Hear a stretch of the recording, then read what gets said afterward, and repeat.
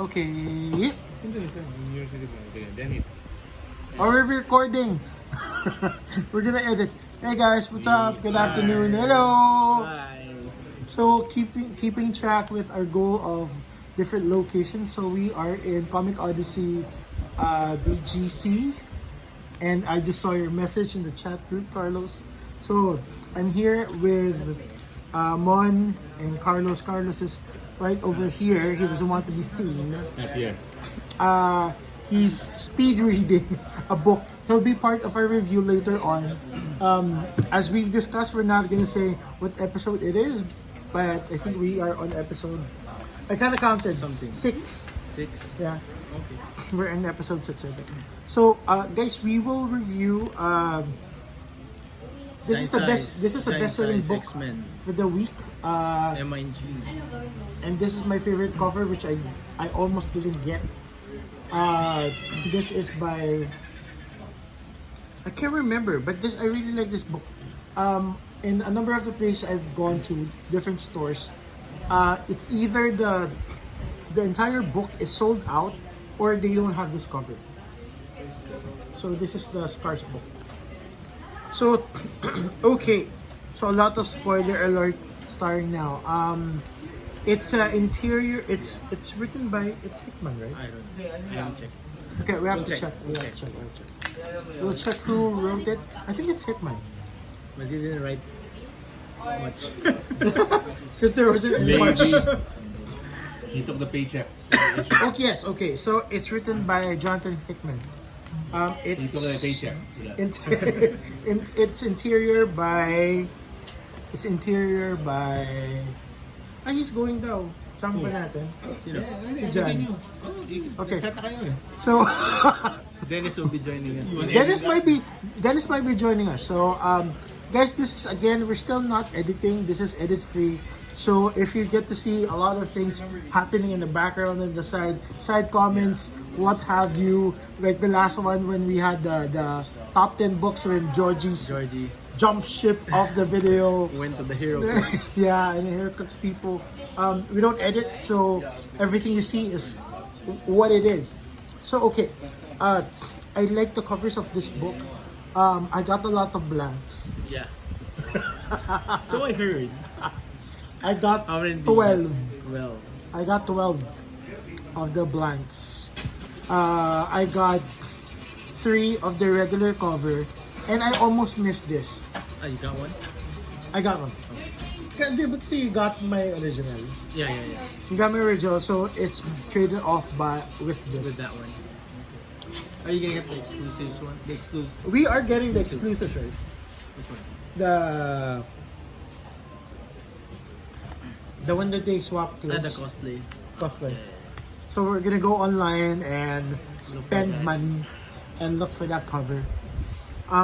Okay, let's talk about the story. So what do you think of the story? Well, It's pretty. yeah. It's pretty. I will review it the way the comic book was written. Violent. No words. My review. No words because I didn't see anything. It's a silent review. It's like, woo. Charlie Okay. Chaplin. It's a silent review. I like the homage. It had a lot of nods into it. It was a nod to New X-Men by Frank Whiteley. It was awesome. Frank Whiteley is an acquired taste. Eventually, I acquired the taste of it. Okay. I didn't think that anyone could really redo what he did, but Gotterman had an amazing rendition of it.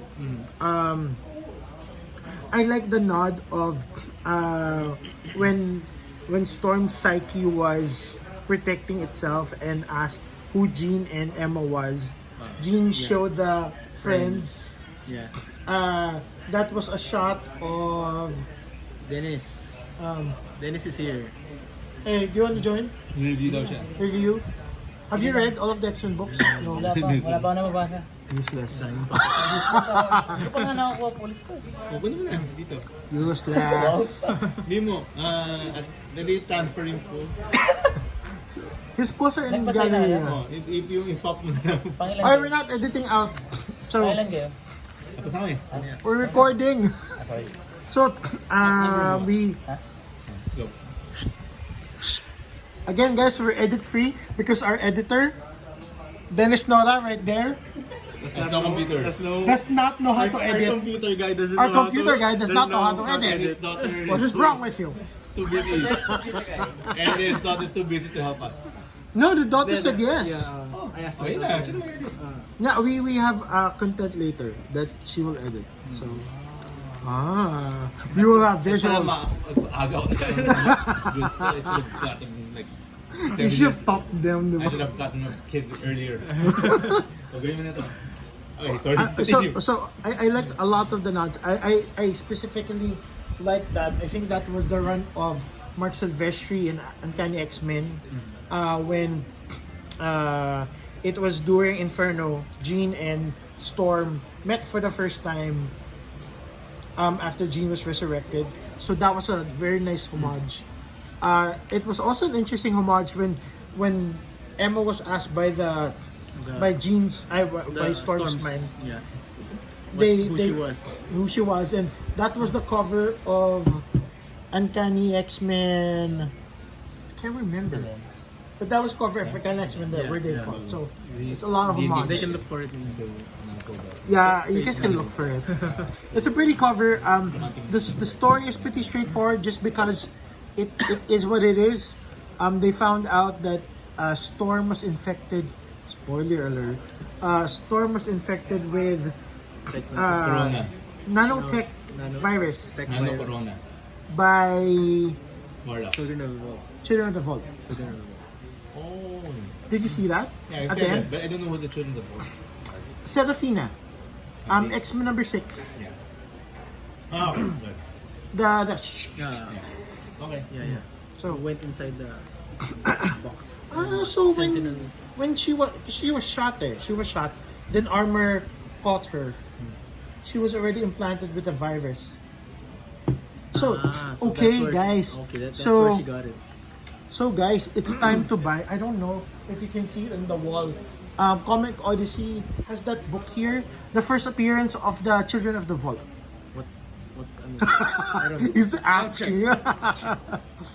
So it's time, guys. Speculations, which Dennis looked at us. Speculations. Children of the Vault is becoming a very big part of the X-Men story now. So go look for your cover. Dennis, do you have that? Yung first appearance of Children of the Vault. Check the bins. Uncanny X-Men. It's Yeah. first of all, Serafina. X-Men 188. Okay. X-Men 188. 188. It's by Chris Machado and it's Chris Machado. I remember that was the first book that I read after I got back to comic book collecting. I got that cover from Comic Odyssey Galleria on the second floor. So I'm happy that the Children of the Vault are back. They were the first villain that when I reread X-Men that they were the first ones that were introduced. So I'm really happy with that.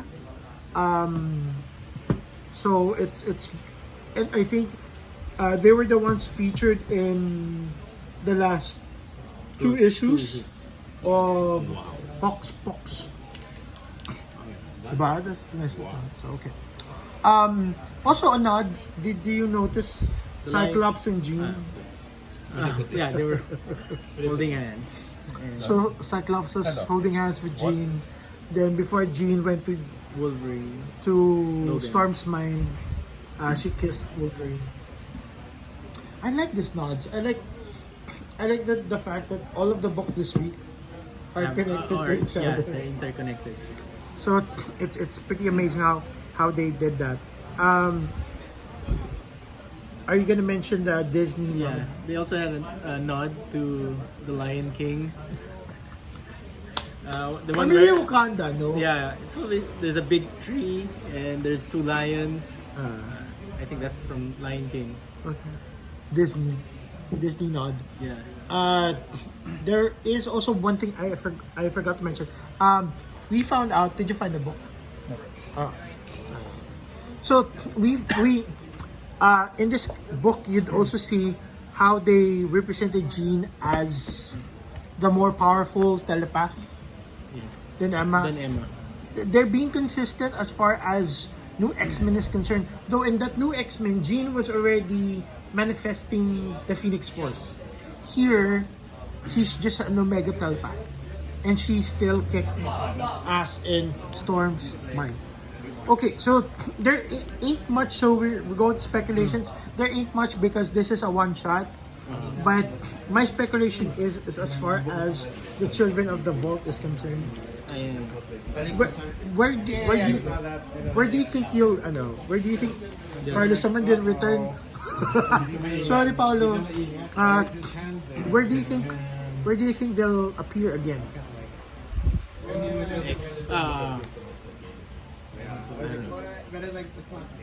X-Men 9?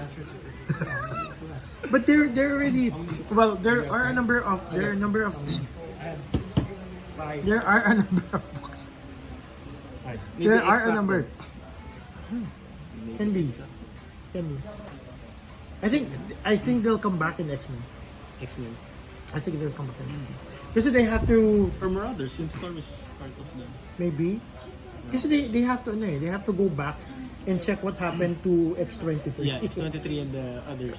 X-23 and Darwin and Sync. I think it's a good story to be told. I think they're part of Hoxpox.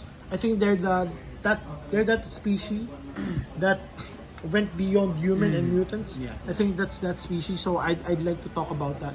I'd like them to talk about that. I like Hickman to write about that. So that's just the speculation that we have around that. So guys, thank you very much for catching us. We're trying to keep the video as short as possible as we can for everyone's short attention span. But do catch us in the next review. There's a lot of books that we're reviewing because there's a lot of books this week. We're trying to squeeze in. So there are a lot of people that suggested a couple of materials. We're trying to squeeze in. I'm sorry, we don't mean to just review X-Men books. It's just that we're X-Men collectors, so those are primarily the books that we will review. We wanted to. Carlos will review Shazam. Okay, we'll try to put in a special clip for you DC collectors. We'll have Carlos, one of the NYCC boys, review Shazam. He might have us as guests, but he will be a primary reviewer of it because we don't know. We don't read much Shazam. Yeah. And Batman 89, have you guys talk about it? No. Well, we should have punchline na. We'll see punchline segment. We'll review punchline. For a whole hour? Why? No, give us the give us Just no The gist. Batman. No. Hellraiser. Hellraiser. I don't have it. It's about nakatabi na siya ready for slash.